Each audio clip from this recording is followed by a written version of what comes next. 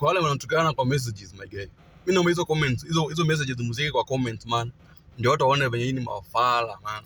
I don't care about likes man. I don't care about views bana. I don't care about comments my guy. Simu ni yangu, data ni yangu, akili ni yangu, mdomo ni yangu, account ya Facebook na Twitter ni yangu, na TikTok.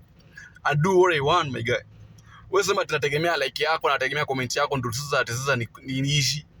God amekuwa so gracious, amenipea job. I'm earning from it. Take me like yako my guy. Kama unataka kuswipe wewe swipe ukiendaga. Kama unataka kulike wewe like, kama usilike I don't care bana. Unataka comment sauri yako, me I don't care bana.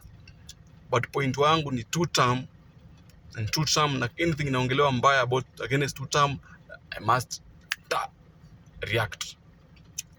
Man, tuheshimiane.